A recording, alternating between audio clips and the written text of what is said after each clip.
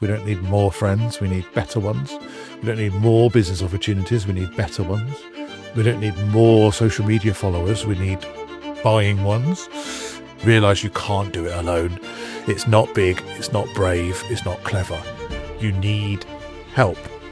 So why do you think then that some advisors and coaches and consultants create that dependency rather than that capability?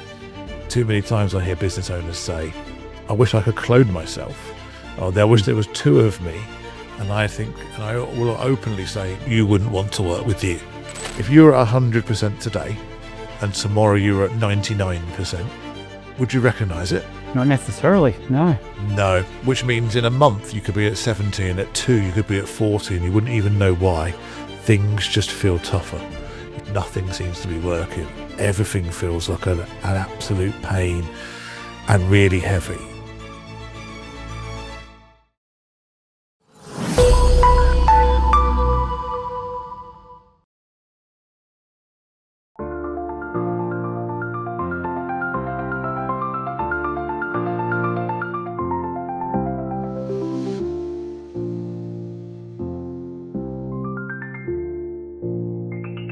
Muhami Matters with Chris Adams, powered by CJA Consulting. Hello and welcome to Muhami Matters, where credibility meets clarity in legal and professional services. I'm your host, Chris Adams, founder of Muhami and CJA Consulting. Today I'm joined by Dave Christie, founder of Flourish Foundry. Let's try saying that one fast. Dave works with owner-led businesses and challenger brands to help them create real progress without any more noise. His work sits at the intersection of business growth, leadership and execution, helping founders reclaim time, refocus around what actually moves results, improve accountability and build commercial momentum. Now, Dave and I had a quick warm-up conversation before, and what really stood out to me in that one was a simple but powerful idea. Most business owners don't actually need more ideas. They need better decisions, stronger focus, and the discipline to finish what matters. And that's the thing that resonates with a lot of the people I work with, and even resonates with me as a business person. Many professional services leaders, those running a law firm, an accountancy practice, consultancy, expert-led businesses, growth often becomes harder, not because of a lack of ability, because there's just too much noise, too many competing priorities, and not really enough space to think clearly. In this episode, we're going to be talking about stepping back from business, making better decisions, founder pressure, leadership, execution, and what it really means to help clients become stronger rather than dependent. So Dave, that's a nice, long, in-depth intro for you. Welcome to Muhami Matters. Thanks for joining us. Thank you very much, Chris. You've taken most of my intro from me. I couldn't have put it better myself. Oh, that's great. Well, you obviously gave me a good briefing. So, I'll let you introduce yourself to the audience anyway. Tell us a bit about your story, Flourish Foundry, and the work behind the progress so far. Well, interestingly, and it's great to be on the podcast, and thank you for having me. The business side of what I do came from sport, and it resonated originally from sport. I was a rugby player and a rugby coach, and from a very early age, that taught me discipline. There's some key principles in the rugby that I don't know whether it transcends every country, but teamwork, respect, enjoyment, discipline, sportsmanship. And I think actually those values stuck with me and have continued to stick with me throughout all I do. Rugby has a little intertwined journey, took me into nutrition. I'm old enough to be in a position where my coaches were just giving me products to take and drink and eat. And when you questioned why at that age, and at that decades ago where player management wasn't quite as on point as it was now, we were just told, eat it, don't ask questions.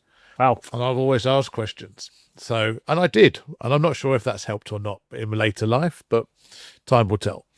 But that got me into nutrition and thinking about what I was taking and why I was taking it. And all the way through that coaching principle of helping people understand has always been at the absolute epicenter of what we're trying to achieve. Understand why you're doing something, and you'll do it to the maximum benefit if you know what the outcomes are. And sometimes we start the other way around. So Flourish Foundry, in its essence now, helps owner-led business and challenger brands understand what the impact is of what they do and what they don't do. You also say you do that without adding more noise. What does that mean in practice? We are living in a world where every expert is on every corner trying to give us advice on what to do and how to do it. Their way, their system, do more, do less, be on social media, read this book, etc. Inside of your own business, you'll have your own internal pressures from clients, from team members. I need, I want, I've got to have, we should be doing this. Why are we doing that? And actually, we can get sucked into a lot of those conversations and mind frames and mindsets, especially when we haven't got a clear understanding of what the goal we're trying to achieve is. So having real clarity on where we're heading and why we're heading there means that we can pick out bits of the noise that are relevant to us and delete the rest. I will always give this kind of analogy. Have you ever been driving somewhere and suddenly you think, how did I get here? I do on the motorway sometimes. This can't be junction 17. I only remember junction 15. Where was the other one? Because our brain filters out what's important and what not, because we can't absorb that much information. So the more that we can avoid decision fatigue, the more that we can stay clear and targeted on the focus means that we're able to train ourselves to ignore the things that don't matter.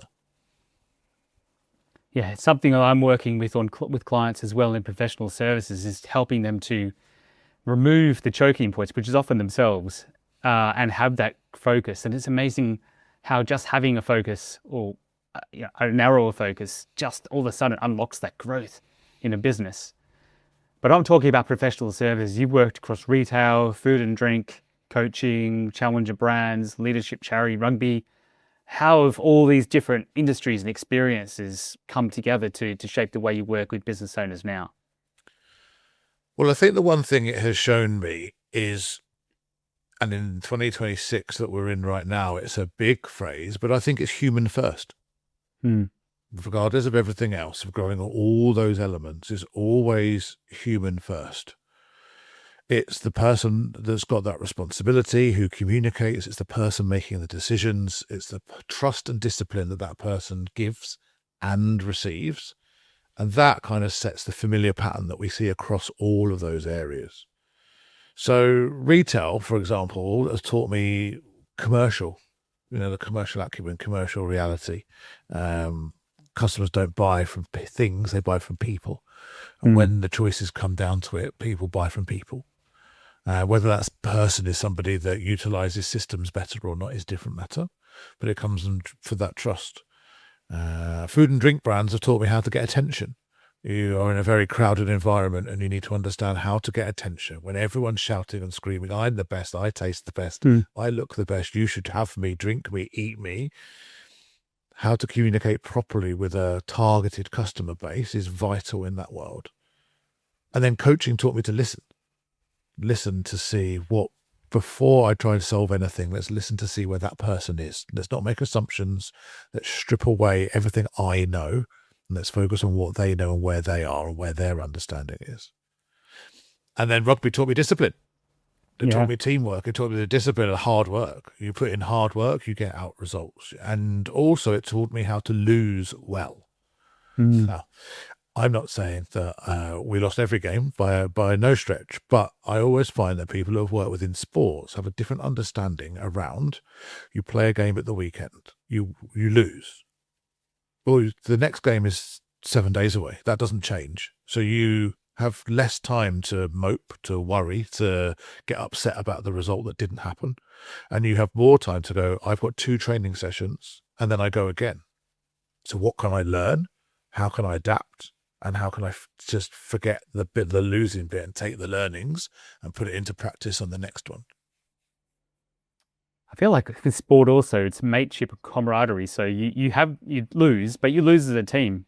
I mean, obviously you can blame other team members, but that's quite counterproductive. But I think that's where it really comes out the most is you don't just win as an individual, you win as a team, and you don't lose as an individual, you lose as a team. And if you blame other people, then you don't get very far in that team. No, you don't. And I've played in some very good teams, and we have asked highly talented individuals to leave when they were the ones that started to blame others and brought a culture of blame into the team, because it unbalanced it, it unsettled it. And we would rather have played with 15 mediocre players all fighting for the same cause and have that consistency and that teamwork than having 4 or 5 superstars that had such a disproportionate balance. Although they were game changers and at the top of their game, they weren't good human beings. And that was a risk to the team that we just couldn't have. Yeah. And it's pretty obvious as a spectator if you're looking around at which teams are actually playing as a team and who get along quite well off the field, and then ultimately if they have this success because of that, or even if they lose, they leave with their heads held high. So I think that does cross into other parts of business as well. It absolutely does. Don't get me wrong, I still think there's a place for those players. Yes. The players we need the players that are at the top of their game. They're normally the ones that bring in the money. They're the ones the spectators want to see. And there's certain businesses in the city and other areas where that kind of high pressure, high result environment, they thrive within, because it is more of a cutthroat industry and it needs to be for the environment that they're set for. And sometimes, especially firing people within businesses and as leaders, we don't do that quick enough. We don't make changes quick enough to understand who's the person we're bringing in and what dynamic does that bring. Too many times I hear business owners say, I wish I could clone myself, or I wish there was 2 of me. And I will openly say, you wouldn't want to work with you. I wouldn't want to work with me. No, I wouldn't. The mess that there would be here, there would be no structure. I know where my strengths are within my business, so I need someone to counter that. I need someone that works and complements, not the same, because otherwise, yes, we'd look great on paper, but behind the scenes would be chaos. So I guess all this comes down to flourishing. So Flourish Foundry is an interesting name. What does it mean to you? What does it say about the kind of work required for businesses to truly flourish? Well, we throw away words quite easily, and we have mentalities around this. And I have done a lot of networking over the years and been in a lot of rooms with a lot of business owners. And what we tend to find is we take comfort in misery. And what I mean by that is, if I'm struggling in a business and I meet you and I say, oh, I'm struggling at the moment, it's been really hard, and you say, me too, I'm having that same struggle, we both take umbrage and comfort in that. And it's almost like we go home, tell the partner, it's okay. Other people are dealing with this as well. So I feel we all kind of warm together and nothing changes. I don't believe that's how businesses thrive, and I don't believe that's a mentality that we should have. We should be striving for more. So yes, we want to flourish. Flourishing means we want to, whatever that goal is for our business, we want to be heading towards it. We want to be changing as a person on that journey. We want everybody to succeed and to flourish, and everybody in business wants that. What not everybody wants, however, is the foundry piece that comes behind that. Now, for those that aren't quite sure what I mean by a foundry as in essence was somewhere that steel was forged. It was somewhere hot. It was somewhere that you needed to put hard work in. And I talk a lot about taking one thing at a time and working on one thing at a time. And that foundry piece is that catalyst. So if you take a sword as an example, and you try and forge a sword, if you can just imagine that you're pouring that hot metal into one of the sword-shaped devices, and then what do? You take a hammer to it and you start to mold it into a sword. Whereas business owners, we start doing that, but it gets hot and heavy and it gets a bit difficult, it's a bit much. And then we suddenly go, oh, an axe. Maybe an axe is what I need. I'll go and start building that. And then we go and start building the axe and realize that actually isn't going to help. Then we go back to the sword, but by this time the sword is disfigured. It has set, it's cooled, it's not as hot as it was. You can't quite remember why you needed a sword in the first place. And the shape of it isn't even a sword. But we then continue to work at it and then continue to use it for sometimes a number of years, even though it's not fit for purpose, but because we put effort into it. So the whole piece around that is really all about taking and working on one thing at a time to finish, having that focus, and then moving on to the next thing. Because if we don't, we start to have and end up with things that are not fit for purpose and not adding value to what we're doing. And that really resonates with me, because I recently did some work on my business, and it took someone else to tell me something that was right here that I should be able to see, but I couldn't see because it's under my chin. Or what's another person described as being, you're inside the bottle and you can't see the label because you're inside the bottle. That's there. So that definitely resonates quite nicely. So how do you overcome that? You mentioned to me about taking 2 steps back. Is that one solution? I think it's a solution that I worked on a lot. Now, I've coached and worked with over 300 founders, and I currently run and have run several and exited businesses as well. So a lot of learning and a lot of hard work and a lot of being that person that was doing 5, 6, 7 different things at once and thinking that I could multitask and I was superhuman. And I had it absolutely covered and I didn't. Having that fatigue, realizing that I wasn't getting that outcome was difficult. And then I got to a precipice with one of my businesses and I realized I was busy. And if you asked me, and anybody you spoke about me, they would say, Dave works really hard. He's always working. But I wasn't going anywhere. Things weren't happening. They were just stagnating. So I took a step back. We've all heard that phrase, take a step back and look into the business. But when I took a step back, I took a step back out of my business, but I still was in the world of entrepreneurship that I knew. So I hadn't gone far enough. So when I looked and I took my first step back, and you have a look at what's working, what isn't, what team members are, you still can pull on all the knowledge that you currently have, all the learnings that you have and the people that are still around you, because you've taken a step back from your business, but you're still in your environment. And all those voices are still there. Every podcast, every, Hormozy, just get up at 4 and work till 11. And every one of those, every bit of knowledge that had taken me to a point when I grew my businesses, as we all do, that energy and passion gets you so far, that everything would say, well, let's double down. Let's do more. Why aren't people responding to my emails? When I take a step back and I put a proposal out, why aren't people responding to my proposals? Well, if I take one step back, I go, they didn't understand it. It probably wasn't the right time for them. I can't believe they haven't responded to me. How rude. And I change the narrative to suit me. And I go again. Or worse, I start to doubt myself.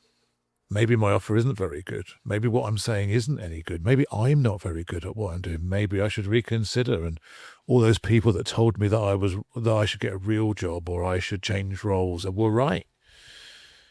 But actually, if we take that second step back, we take ourselves out of that environment and we place ourselves in the world of the person in front of us, who hasn't got our knowledge, who hasn't had our experience or our education, hasn't had the failures and the understanding of what's been in front of them. They're just them.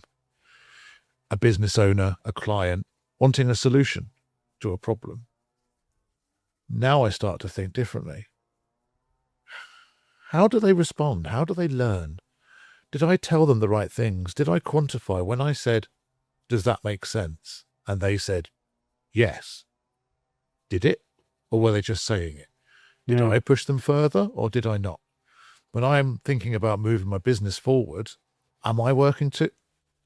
I start to write down the list of everything that I did. Wow. That's a lot. No wonder and then you start to see things from a different perspective and it allows you to say, well, of course. Because you get caught up in the moment, you get caught up with the people around you. And if you have like-minded people around you, most of them are doing the same thing. Mm-hmm. So everywhere you look just tells you that this is what you should be doing. And every social media post and LinkedIn post tells you that they're all being really successful. And then you look at your own LinkedIn post and think, oh, that's actually what I'm portraying. Or you get an email in from an email marketeer and you don't read it. But then when you do your email, you expect everybody to read it and don't know why they don't. So it just enables you to just take a stop. We don't need to do more. And then look at that list of things that you're doing. Find the thing that's going to move the business forward the most. And work on that till it's done. How do you take those 2 steps back? That's the obvious question in my mind, because as I said, I did some business coaching. I worked on my business, but it was that person that was removed who was the one who could give me that perspective. So I 100% understand where you're coming from. Now, had I not done that, I would have been still within myself. So how do you force yourself to take those 2 steps back? Again, it normally comes down to a couple of points. One is what you're trying to achieve. And sometimes that's around understanding what happens if you continue at this pace for this long. But when we again coming back to more noise and less noise around where you want to be within your business, this isn't a new thing. No. We've all been to an event or have thought that we've all come out of it and gone, I knew that. Oh, I knew that. I just don't know why I'm not doing it. So we have to try and build habits. So it isn't about learning more. It isn't about listening more. It's actually about how do I build habits? Because we don't need another book. We don't need another podcast. We don't need another mentor necessarily at this stage. What we need is to understand how to build habits. And for those people that will say and will be listening now that will think, oh God, if I wish I knew how to build habits, I can't start a habit.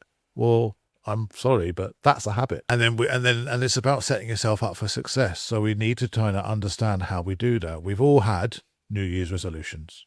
I'm sure, Chris, you've had a New Year's resolution, yes? Yes. All successful? Can't remember most of them, so probably not, no. Well, the number one New Year's resolution that people have is give up drinking. I'm going to do dry January, I'm going to give up drinking. So if we take that as a habit, as an example, that we're trying to build a new habit, and this resonates into business a lot because we do the same thing. We don't set ourselves up for success. So we decide that we are going to give up drinking after we've just spent 2 weeks binge drinking and eating through the entire Christmas or festive period. We, in some cases, telling ourselves it's okay to drink in the morning because it's Christmas or it's an occasion. We've just been on New Year's Eve where we've stayed out really late and we are tired and we're lethargic. And then we go, tomorrow I'm now not going to drink at all for 30 days. And then we wonder why we don't succeed. Whereas to set yourself up for success in that same scenario, and I've tried this with a few people for this exact thing, we said, I'm going to give up drinking for a month in February. And what I'm going to do across January is I'm going to cut my alcohol consumption by 25% each week till I get to a point of no alcohol. Well, now that's easy, 25% less. I can still drink, so there's not that barrier or that pushback internally. Then guess what happens? They start to feel good. They start to realize they can do something. And once you kind of self-understand, oh, I can do that, you pat yourself on the back, that dopamine hit comes in and you want to do more. You've also got more money. You're sleeping better. Your skin's cleared up. By the time it gets to the 1st of February, you can't wait for it to continue because you've now seen all these mini benefits. And actually, we find that people that do it that way tend to never go back to drinking as they ever did before because they can clearly see the benefits and have witnessed their own achievements. And that's vital when we're changing habits. But we tend to decide, Monday, I'm going to start on Monday. And then there's we just go cold turkey, change it completely without understanding and putting things in to set ourselves up for success. And you also, or you just don't start Monday and then you kick yourself because you didn't achieve what you promised yourself you were going to do. You didn't even get started. Well, that's another one as well. Or my other favorite is that you start on Monday. Let's take a diet as an example. I'm going to start my diet on Monday. Well, Tuesday you go to the office and it's Katie's birthday and there's cake in the office and you've had some cake because it's Katie's birthday. Why would I not have cake? And then you say, oh, well, I'll write this week off and I'll start again next Monday. Rather than going, I'm human, I'm allowed to make mistakes. I just don't make them 2 days in a row. and I'll just get straight back on it again, because actually it's not the fact I'm not allowed cake in this example, or I'm not allowed to do a certain thing, or I have to do a certain thing within my business. I can make mistakes. That's human. If we're not making mistakes, we're not trying. So they're a sign that we are pushing ourselves forward, but we just get straight back on it again because the outcome is understood. That makes sense. And from what I get from you is you're saying you need little dopamine hits. And I've heard this before, that you can't just, go from, say, not drinking, for drinking over Christmas and New Year to then going cold turkey. You can't do that with almost anything in life, because you still need those little hits and reduce them bit by bit. So it's a sustained change, but you also need to reward yourself. You need reward every day, don't you? Absolutely, you definitely do, and we give it away so freely. So that's sticking with the same example. If you took the money that you spent on alcohol and bought yourself something nice as a response to it, then you've rewarded yourself. When we don't do something, or we say, if I say I'm going to do something with you and we do it, and you tell me, "Oh, thank you, Dave, I really appreciate that," you'll be amazed when you think about back on this, how many times we, instead of saying and taking that gift of a thank you, we bat it back. "No, don't worry about it. It was nothing." "Oh, no need for any thanks." We don't allow that person to express it, and we don't allow ourselves to accept it. So there's an acceptance piece about that gratitude that's also runs alongside that says, "No, thank you. You're welcome. I really enjoyed helping you. It was a pleasure." And accepting some of that thanks that sometimes is around us and we don't see it. It's very, very useful and interesting perspective and advice. I just want to take a step back to the example you explained when you talked about the Flourish and Flourish Foundry. So you mentioned that, you and I, for example, might sit down and have a chat. My business might not be going so well, and yours as well. And, we empathize with each other. So I might say, it's been a hard month. There's been a lot going on, and I have to travel, and kids have been, I just haven't been able to do so much work, and I haven't got much money coming in. And you say, "Oh, Chris, same thing." You said that's very not helpful. I mean, so I understand it's not helpful from this perspective if that doesn't take me any further forward and reinforces I'm in the same boat, Dave's in the same boat. So what am I going to do about it? What do you do in that situation? Because you don't want to lose that friend, for example. If they are useful to you in any other ways, and you want to stay friends and business friends, but you also do need to force yourself, you said, to take another step back. How do you manage that bit? Yeah.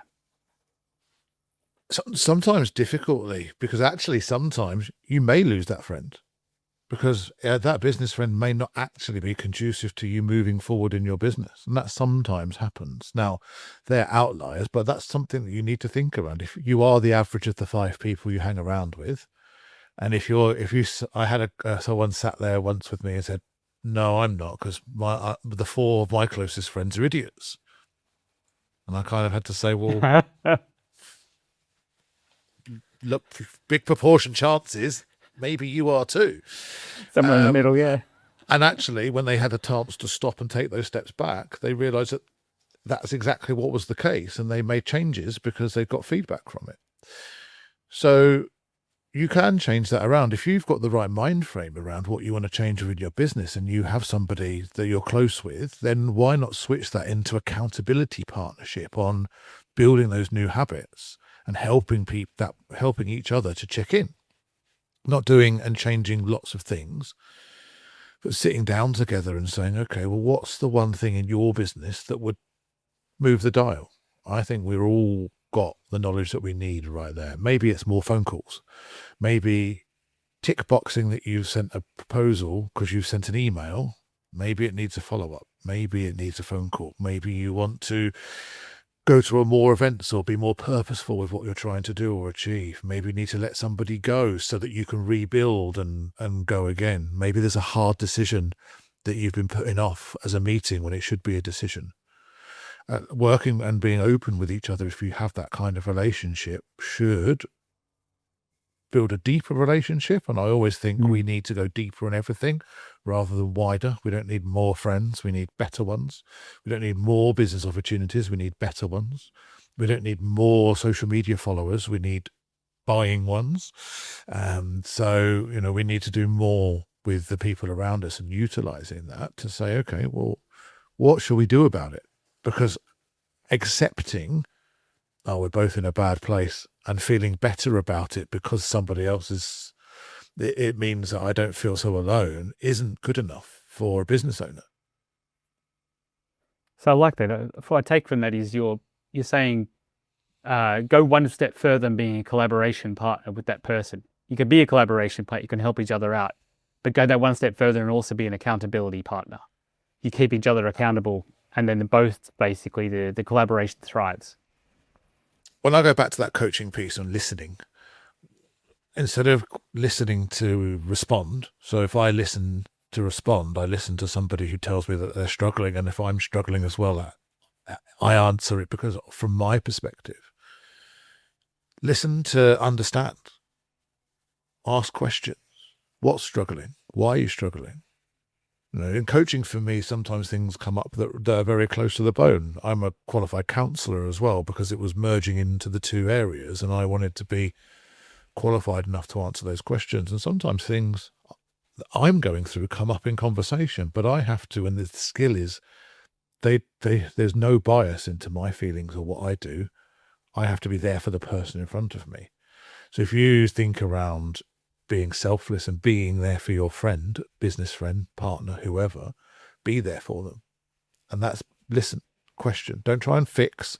Don't try and solve. Sometimes that's not needed at this stage. Listen, ask a question. So what's happening? Why is that happening? So what's your plans of getting around that? Maybe you'll share it, or ask them, are you open for some feedback? Are you open to have a conversation? Sometimes people aren't in the right place to do that. And you may see something within them or their business, and you think, well, we've all had that thought. Well, of course you're struggling because you're really cheap, or you've got the same offer as everybody else, or you're not putting yourself. I've seen you in a meeting and you're not pushing yourself in the right direction, or whatever it might be. It's having those difficult conversations and challenging. I like to use a phrase that says, if you're sitting comfortably, let's change that. Because we're very used to comfortable, and we want to get more used to being uncomfortable. Uncomfortable conversations, uncomfortable decisions. It's that old phrase, isn't it? Hard choices, easy life, easy choices, hard life. Well, actually, it's putting that into practice. If it ties and it resonates, I like to do a lot of work for the community and stuff around. So my goal of what I'm trying to achieve, try and stop me. Doesn't mean that I'm not going to fail, and I haven't got struggles, and I haven't had issues, and I don't have customers that don't pay, and customers that disappear, and other things that happen. But instead of, I can take a moment, I'm human, to go, that was not a good day, but I never have to. I never have to. I think that's another thing that strikes me out of that conversation you could have is ask for advice, right? Rather than just saying, business is struggling at the moment. Say, ask your friend, business is struggling at the moment. What do you think I should do? At least that then gets them engaged, and then, they want to help you. They'll get their brain engaged. Also, think around, when you're at a point that you've got nothing, what have you got to lose? And if you're struggling, what have you got to lose? And when I'm always asked, what's the one piece of advice? So I go to events, and when I go there, I have this board, and there's 100 squares on it, because for me, data is key, and I'm a bit of a loser. So I like things like that. I'll always have a question on it, and I'll ask the same question to 100 business owners. I watched games. We asked 100 people, and we asked them. I keep it simple. And one of the questions we asked is, what advice would you give to yourself starting back out in business? And when I'm asked that question a lot, the simple answer is ask for help. Realize you can't do it alone. It's not big. It's not brave. It's not clever. You need help. And that sometimes does mean guys, I need help. I think if everyone thinks around the circle that they're in and the groups that they hang around in their work, in networking, in business, wherever they are, if somebody took a moment in that circle of friends to stand up and say, hi, everybody, I need a favour. I am really struggling. I don't know where I'm going to get the next mortgage payment from. It's putting a strain on my relationship. I'm not sleeping, and I just don't know where to turn. I can't imagine a room or a scenario where everything stops and all the focus is on that one person and they would be okay. And actually, a lot of the time, we're all saying that. Anyone that goes to a networking event, not where they want to be. No. They want to be at the networking event, but they're not where they want to be in business. No. Mark Zuckerberg's not going to a networking event. He's okay where he is. But actually, everyone in a networking event is saying the same thing. Well, whilst we have to stand up and say, this is what I do, and this is how I help, and this is who I'm looking for, and this is how I want to help you, what we're really saying is, my business is not where it needs to be. I need your support and help to grow it. And that doesn't necessarily mean referrals. It means accountability, partnership. So yes, I think that asking for help is the strongest thing you can ever do. Just thinking about that example, do you need to ask for help in a more constructive way? So say, oh, where's that person that stood up like in Alcoholics Anonymous, or in that room basically, and said, look, guys, I don't know, I can't pay the mortgage payment. I don't know how I'm going to pay my bills next month. I need some money. Obviously that's great, and as you said, the attention would turn to me, and people would want to help. Mm-hmm. But would they know how? Do I need to ask it in a more of a, okay, I can't pay the mortgage next month. This is where I think I need to go. Have you got some ideas that can help me? Be a bit more constructive, I guess. So again, if I put the 2 steps back principle into that, if I'm struggling, if I take a step back, you're right. The first thing I should do is ask for help, probably in a more constructive way. But the reality is, how many of us do? How many of us still would actually do that? Very, very little. Very, very few. Whether they think that they should, whether they're listening to this and going, I need to ask for help, the chances are they won't. So when we take a second step back, and we know that if we're in this position, others must be too, instead of asking or talking, we should listen more. Because what I want to do is I want to listen and look for, who's that person that's gone a bit quiet recently? Who sounds like who's just slashed their prices for a 3rd time as they try and sell a proposal or a thing? There's signs to listen and look out for that others are struggling. And if you can become that person that helps, because you can see it, then others will see it.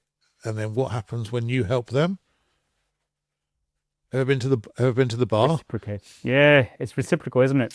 It's my shout. Absolutely, it is. So that is much easier. It's a much softer approach. It's much more likely that I'm going to want to, if I listen out and be the person that helps others, and they can help me, and I don't have to stand up there and say, guys, I'm absolutely struggling.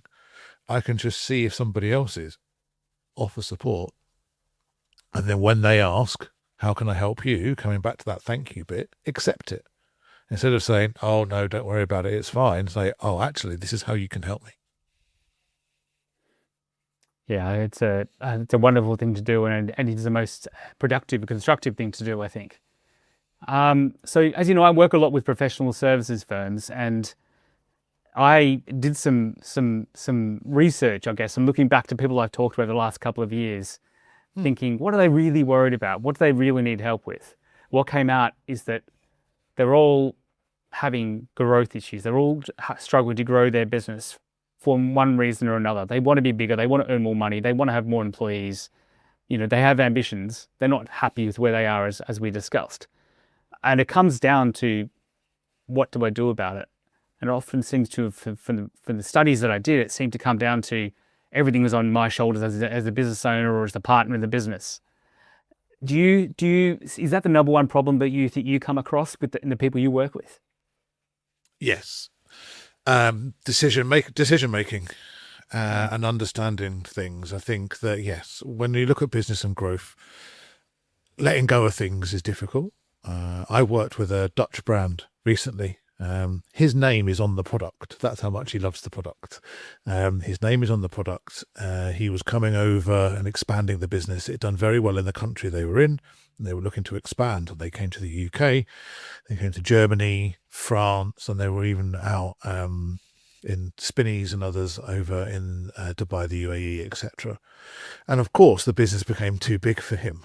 And he realized that when he had a heart attack, and it was unexpected. He rode his bike everywhere. He was very fit and active, but the pressure and everything that was mounting and the amount of decisions and work that he had to make and was too much. When he came back, he brought in a CEO, which was fantastic. He was able to let go. He brought in a CEO within 6 months, however, and it was better. The CEO left and was asked to leave because he couldn't stand not being in control.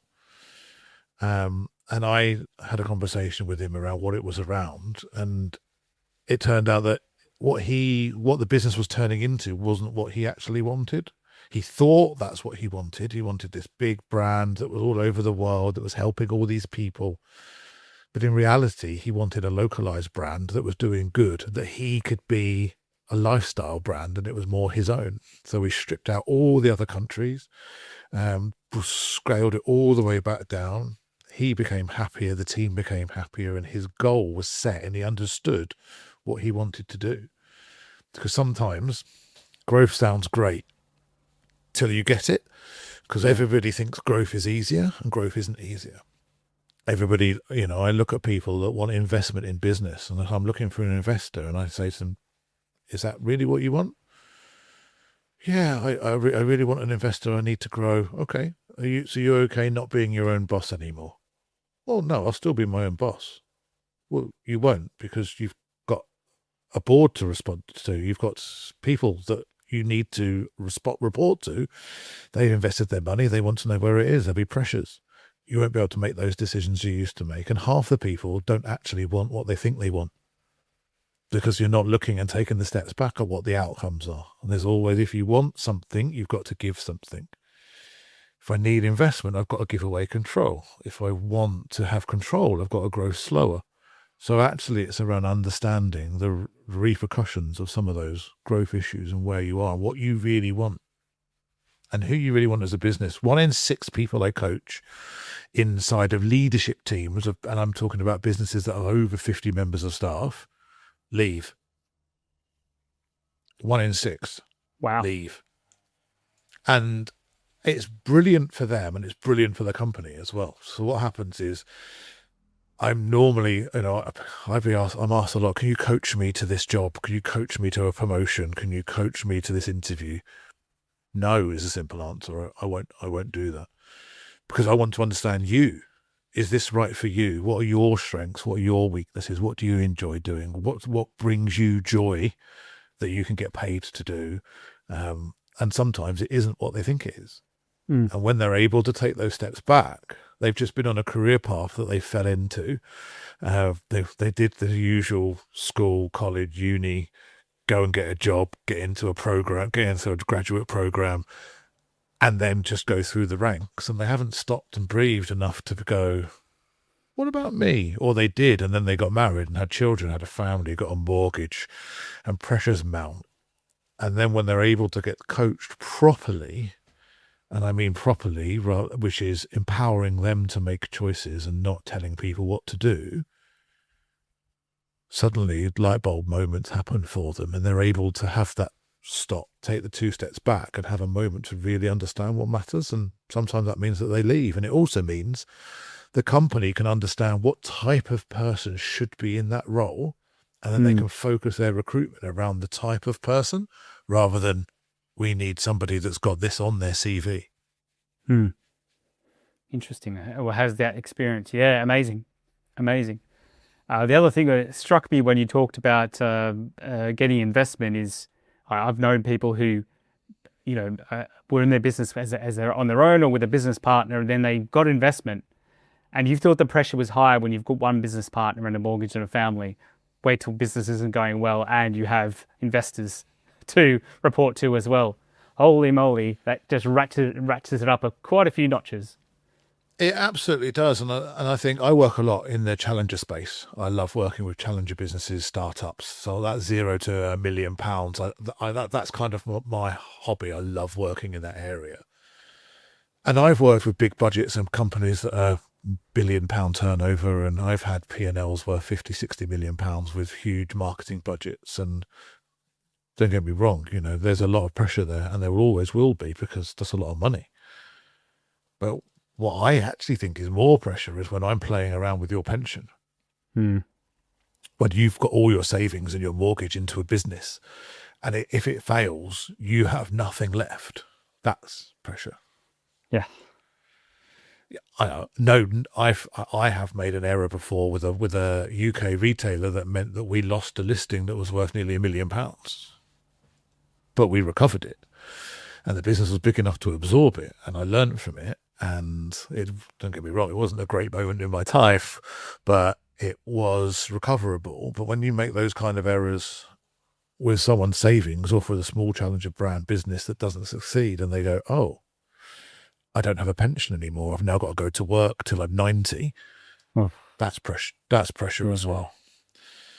So it's how you think about it and what decisions you make, and understanding the importance of that, but also the importance of speed of doing it as well, because we take too long to do everything normally. Let's turn to something that's a bit more fun that everybody loves: clients. You said something in our call that I loved. You said you're trying to get fired from every client you work with. What do you mean by that? I know. It gets people's attention, I think, for a start. As a coach, and one of the reasons I love coaching, because I hear things like, I've got a coach, Dave, I don't know what I'd do without them. And it astounds me, because I think, well, they're not a coach. That's not what a coaching does. So across all of my businesses, on every facet of them, my number one role is to get fired, is to not be needed anymore. So what do I mean by that? I mean that if I'm there to help people make a decision, I think I gave you this example. When I have someone call me, as they do when they've got a coach, and say, oh, I just want to run something past you, I kind of call them on that, and it takes them by surprise. Like, you don't want to run something past me. And it makes them stop and gasp a little bit. That's literally what I've called you for, Dave. I want to run something past you. And I say, you don't. And they go, okay, well, what do you think I want then? I said, you're looking for permission. And that's what happens with a lot of people when they have a coach. They can use them as a sounding board, but also permission. What do you think I should do here? What do you think? Is this a good opportunity? Should I do this? The role of a coach isn't to say yes or no. The role of a coach isn't to tell them what they should and shouldn't do. So my question back to them is always, let's work out why you can't make a decision. And if we can focus on that and enable you to have some anchors, you've got 3 goals as an example. We set people 3 goals for their business. That decision positively impacts all 3 of those. Easy decision to make. Do it. No brainer. Think about it. If it hits 2 of them, maybe a slight amount of time, maybe you just cross-check it against budget, but again, no brainer. If it only hits 1, well, it still hits 1, so it probably needs a bit more thought. And if you've got nothing else on above it, great. But if you have, maybe for later. If it doesn't hit any of them, just say no. And that stops a lot of the noise as well, because you go, well, does it hit these goals? No, I'm out. So it's teaching people and helping people to create habits and learn how to be the best person in business they can be. Not the way I want them to be, but that suits them and helps them understand, oh, okay, so if I do that, then this happens. So why do you think then that some advisors and coaches and consultants create that dependency rather than that capability? Honestly, pays well. If I say to people, I'm looking to fire myself from everywhere, go to a business school that somebody says, that sounds like a great idea, Dave. We're all looking for clients, but acquisition costs a lot of money. So once we're in, we want to retain ourselves, right? We want to keep ourselves on board. We want to stay there for as long as possible. So some people will do that. They'll make themselves indispensable to a business. I think there's a good number of coaches, however, that are true to what coaching is about, and that is helping people develop, helping teams develop, helping people understand themselves and business, and then moving on and helping somebody else. Now, sometimes that coaching might move into mentoring. That's a nice transition. And very occasionally, and I've got a different division of my business, and it moves into consultancy because we do the do as well, but they're separate conversations. And never will I open that conversation up. You come in through one door, and if you choose a different door, that's okay. That's a different conversation. But we need to be true and accountable to ourselves. And we have to understand that what we say is impactful. There's things that I say to my clients that they're going to take action on or not that will financially impact them. But when you come from an egoless position that you understand the value of the person in front of you and take those steps back and go, well, it's great me sorting myself out and staying in a business for their power time and bleeding them dry. But for me, I can't sleep at night from doing that. And I think from my own... Go ahead. I was saying there's just certain things that people will try and be and do that other people don't need. Oh, if you thought about this, because this is what I would do. And it's not... I used to open networking events, and I used to say, as my wife will tell you, my opinion doesn't matter. One, because it got a laugh, and two, because it was just trying to resonate the fact that my opinion doesn't matter as a coach. It's not about me. I'm not the superhero. You are. The person in front of me is. I'm just in a chapter of your book. I'm just a moment on that. I'm just something to help and guide. I like that philosophy. I like everything you've said about getting fired from every client. And I think, the cynic in us really wants to understand why people do want to keep advising. But yeah, it's taken me a while, but I've come to the same conclusion in my business, is that I actually want to be involved for a good time, not a long time, is what I say. Because I want to be there, help them to get over that growth hump. And then they shouldn't need me anymore. I'm there if they need me. I'm there to talk to them if they need reassurance, if they need connections. That's my job, but I don't need to be there month after month after month until there's actual need that I can legitimately help with and that I could do to the best of my ability. And yes, as you say, probably not the greatest business tactic in the world, but it's the one that gives it meaning for me. Well, you say that on the flip side of it as well, having a large amount of people that you've been in, helped, and exited at a reasonable cost, that means that you haven't overstayed your welcome, you haven't overcharged them, and you've left them with a really positive experience. They're all going to tell people, "Oh, what's happened to your business? Where did you get that support from?" "Oh, I was working with Chris. Actually, was only in for a small. I thought he'd be there for X amount of time with X amount of money, and he wasn't." You're going to get more work off the back of that as well, and you're going to be able to sleep at night. Exactly. Well, that's the plan. That's the plan. Going that way. But we keep banging away, don't we, Dave? We all keep banging away. So what do you think a client looks like when they've genuinely become stronger, more focused, and more independent because of your work? I think that they just be. And what I mean by that is everyone talks about the roller coaster of business, and business owners have that same thing on a daily, hourly, half-hourly basis. Big highs, big lows. I ice bath every day, and I've done that for a number of years. Back in the days through rugby for recovery, but now through mental health. Because whether something good or whether something bad happens, what good looks like when they've had good coaching means there's no reaction. We are all, I believe, problem solvers. And if we can get good at solving problems and not reacting to them, then we are in control. So I talk about being in control of time. They're not the kind of person that is saying, how is it May already? My clients won't say that. They know why it's May. They know it's May. They're in control of the time that they do. They're in control of the task that they do. Doesn't mean they might not work just as hard, but it means they know what they're doing that's going to impact their business and strive and move it forward. So they're in control. So they're calm.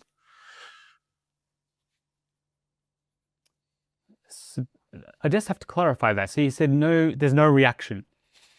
You mean there's no knee-jerk reaction, or there's no, because basically if you realize there's a challenge and you have to react to it, right? You have to do something about it. Yes, the business or whatever something has to be done around it. Yeah, and you're right to challenge that, because I think the wording was wrong. So I think when I say there's no reaction, we know we've all had a moment where we've had a bit of news, an email, a phone call, and got off and gone, oh my God, what am I going to do about this? I can't believe this has happened. This is a nightmare. What am I going to do? Something's got to be in an hour, or you've lost a client or something. And we spend too long in that moment, and that spirals us. And again, it's that same with an ice bath. I go back to that mentality. When you get into an ice bath, all you want to do is scream, oh my God, it's freezing. Oh, I want to get out. I've got to get out. Oh, ooh, ooh, ooh. We make all the noises. After a period of time, that feeling never changes. Every day, that never changes, ever. I don't want to get in it every day. There's not a day I go, I'm looking forward to this. But now I can get in without a sound. I can sit down without a sound. I can stay in and resonate without a movement and without calm. I'm still moving. I'm still dealing with it. But my reaction to it is one that is net positive, that I'm going to aim towards a solution rather than negative, which means I'm going to pour petrol on the problem and make it 100 times worse. And with the price of petrol these days, nobody wants to be doing that. I think ice is probably cheaper than petrol for sure. So are you telling me that for everyone you work with, your advice is getting an ice bath? Metaphorically speaking, I don't. Right. Again, it's that back point of not everything is for everybody. Yes. And a lot of people see I'm a 4 a.m. all right. I have been for years. I get my best stuff done first thing in the morning, and people will say, so is this what I should do? Do you? No, it isn't. But you need to find your version of it. You need to find something. The Japanese do this quite a lot. They will put themselves under physical strain for 3 or 4 hours at a time. They'll stand under a waterfall with water dripping on their head so they can learn to deal with it, so they can teach themselves they can deal with it. Mike Tyson used to say, the boxer, he used to say if he was on a run and he pulled a muscle in his leg, he wouldn't stop. Because otherwise, when the going got bad, he taught himself how to stop. But if he didn't stop and got to the end, he taught himself he could get through adversity. He could get through some tough times. And while I'm not suggesting that we all go around running on broken legs, I think that we do need to teach ourselves that we are actually more resilient than we take ourselves for. And it's that resilience that allows us to push forward. So finding your version of an ice bath, something that helps you be calm, something that helps you fill your cup first, is important, so that when things do happen, instead of panicking and making it worse, you can calmly find a solution, because the problem never disappears, no matter what the reaction, immediately. But it disappears quicker if you're able to deal with it with more calm and more focus. Take a deep breath, I guess. Give yourself that gap. The fight or flight thing comes into it a lot, doesn't it? The panic. Yeah, and that for me, again, that's a version of an ice bath. I don't jump out and go. I lean in and deal with it. So yeah, the fight or flight thing is important, and we can't know our fight or flight unless we've kind of tried to get ourselves in a position of learning how to fight and what our triggers are around that. If I know that there's a conversation or something that I'm not engaged with, or a situation that I know my bodily triggers, I will then I've now taught myself how to put things into play, which means I don't spiral. Because again, I'm not a robot. I still have emotion. I still have issues and things happen that are not good, that I wish hadn't. But how I deal with them now is different. And because of my weaknesses in how I used to deal with them, I've now put in structure that means that I deal with them better, because I see the outcome. I keep doing it. Yeah, that makes a lot of sense, and it brings us probably to the final part, when mental health. We had our conversation earlier. You were very open in that about mental health, personal challenges, and the importance of speaking honestly. Why is that such an important space for you? Because so many people are dealing with it alone, and they don't have to. I lost my mum when I was very young. and spent many years with her terminally ill whilst going through my school days. And I had a period of time after that where I very much struggled. And my life, if somebody hadn't reached out to me about 18 months into that, my life could be very, very different. But somebody reached out and saw something and that enabled me space to speak. But everyone is dealing with a level of it. It's so much more apparent. And there are some that wear it like a badge of honor, and it's a good thing to have this stress and that strain. But for most of us, it's a weakness, and we can't be seen to have that issue. But we all do. It is perfectly normal. It's no different to having a cold. We have a cold. We do something about it. We don't have to struggle alone. And success, and a lot of successful people are struggling. A lot of pressure pours on our shoulders, and we don't know how to deal with it. So I am very open with mental health. I'm a trustee of the Men in Sheds group locally to me, which is a group where men can come and just be and talk, because us men are not great, especially at talking. And suicide rates within men and business professionals are high. And I want to help in a small way of being able to stop that and being able to say, it's okay. I've struggled. I've had dark days and dark moments and didn't know where to turn or how to turn. But coming back, I guess, full circle to the beginning, luckily I was in a place where I did ask for help. And I did have people around me. And even now, I will question people. When we greet people, we all do it the same way. Chris, how are you? I'm good, mate. How are you? Yeah, good, thanks. Excellent. Done. Means nothing, but we've said hello and we asked how they were and they said okay and I said I was okay. But actually sometimes if you ask that question again at a second time, you'll get a different response. How are you, Chris? You good? I'm good, thanks. You sure you're good? Then there's a pause. I thought, well, because we're not used to it. Shocks the system. We don't know how to just respond. So you were just asking somebody for a second time. It doesn't have to be straight away. Could be later on. Could we just go, you sure you're okay? Because you don't seem yourself. Or even better, you sure you're okay? You don't seem yourself. I had a thing a week ago where I wasn't particularly feeling myself as well, and I found it good to talk. So I'm here if you need me. Opening up, allowing people to have that conversation. Again, very simple things. Coming back to listening, observing what's going on around you, who's gone quiet, who hasn't, who looks stressed, who's changed their patterns recently or disappeared, or, takes 2 minutes to be a human being and reach out. But we all play a role in supporting each other's and then our own mental health alongside that. Yeah, and I think a lot of us mask it as well, especially as males. You put up the barrier, you put up the mask, that small grunt of, when I meet you, Dave, how's it going? It's not enough to convey anything to you. It's not enough signal for me to tell you if I'm good, bad, or otherwise. So you're right. We do mask it a lot. We do hide behind that, and there's a lot of pressure. I've talked about it on the podcast before with some people, but there is a lot of pressure on men. I think, especially fathers, who feel like they've got to support families. They've got, underneath it all, they have that innate instinct of being the provider that I think has come from us as the foundations of humans, where, women have the maternal instincts and men have that, the paternal instinct, but the provider. And we can't get rid of that, in my view. We need to support men to make sure that they are okay. I agree. I think we need to support everybody, actually. I think that there are pressures all across. And whilst there's two sides, I think whilst men are very much talk a lot less, a lot of women want to support each other. And because they're very supportive of each other, no one, I mentioned this to you before, they're not able to exhale properly sometimes, because everybody wants to fix or support or solve a problem for somebody. And sometimes that's not what's needed. We just need to listen. We just need to stop and just listen to what someone's got to say and allow people space to talk.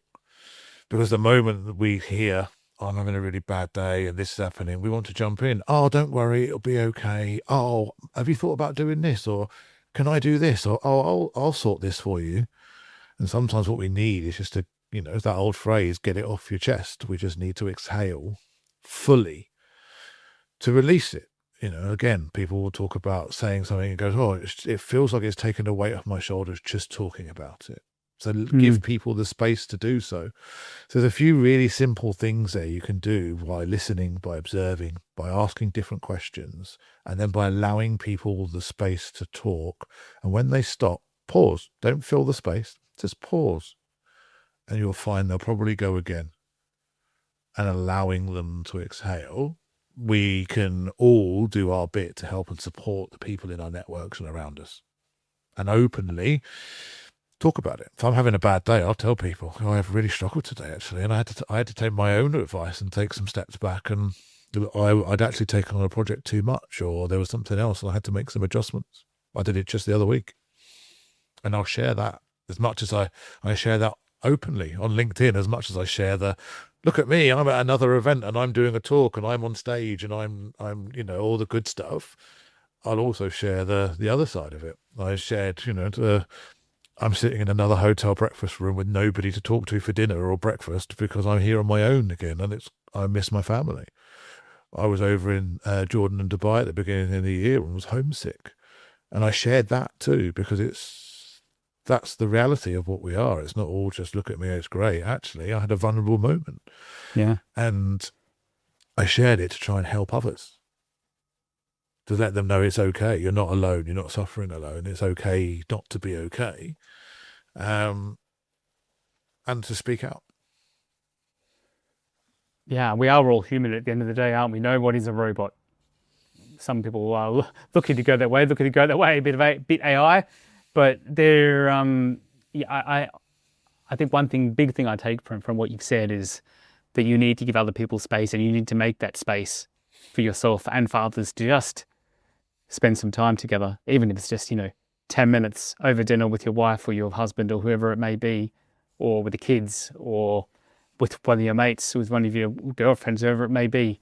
Make that space just to listen to people. I guess even in a business environment, you go networking, don't talk over them, just listen to them. Let them have their time to... Hairdressers do really well at this. They do, barbers. Everyone loves the hairdressers or the barbers. Why? The first thing they do, what do? Oh, where'd you go on holiday? Are you off to holiday somewhere? They take you to a positive, emotive place, and then they let you talk about it. So you're talking about your own holiday, which you loved. And then you go around feeling great. What we tend to do as human beings is you tell me where you've been on holiday, and I'll tell you that I've been there and I had a better time and I did this and I did that. And we take over the conversation. Yeah. So actually being present, putting the phone down, and even if you're just in the room, just listening for 10 minutes and having that time so that the person you're with knows that you're present. If I'm sitting here on this call now and I'm on my phone, and even if I've got notes on here that I've made for this podcast, I'm not paying you any attention now, and you'll pick up on that, and thus you'll close down more. So making yourself open, making yourself space. God, just, put the phone down. Let's grab 10 minutes. How's things? Let's grab a coffee. How are things?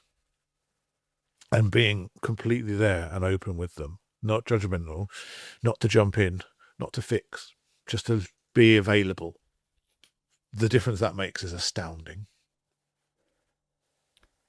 So there's a lot of pressure, as we've discussed, on founders and business leaders.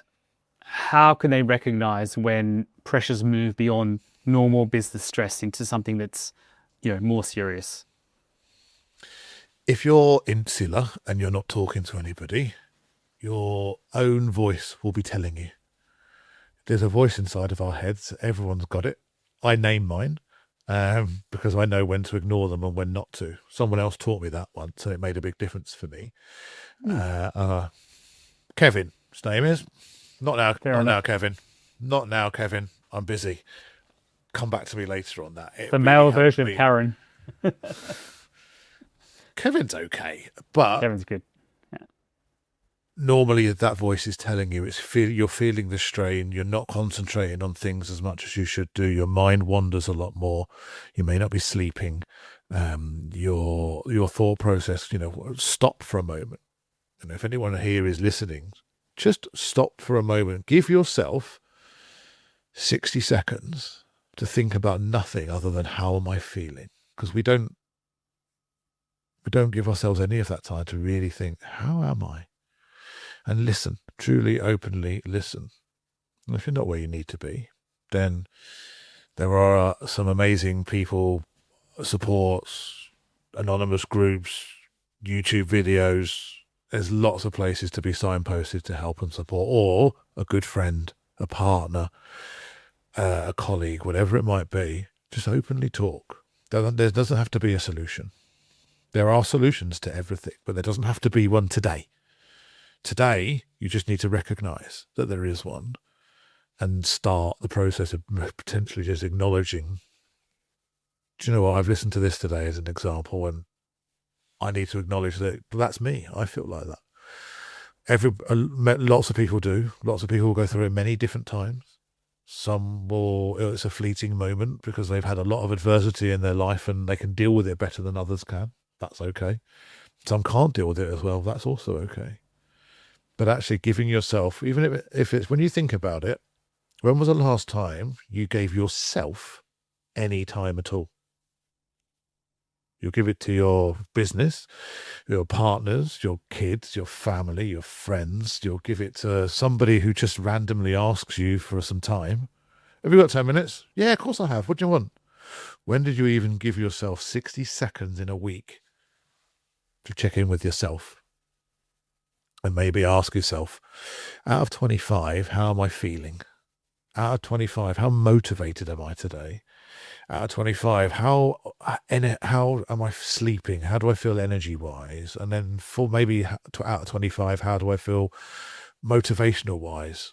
And then mark it. And then each week, each day, just give yourself a score out of 100. If it drops below 75, there's an issue and you probably need to resolve it. If you start to see it declining. But I tell you how easy it is.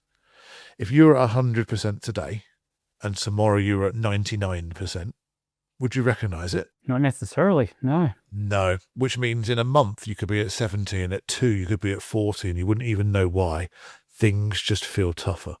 It feels like you're walking through treacle. Nothing seems to be working. Everything feels like an absolute pain and really heavy.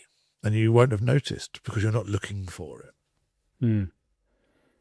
I guess that brings us back to the point that you raised earlier of it's so hard to recognize in yourself that you need to kind of rely on others to spot it in you as well. So you have to be that person who is looking after others, who's listening to others, who's taking that time to observe, watch the room and see. So yeah, that all makes sense.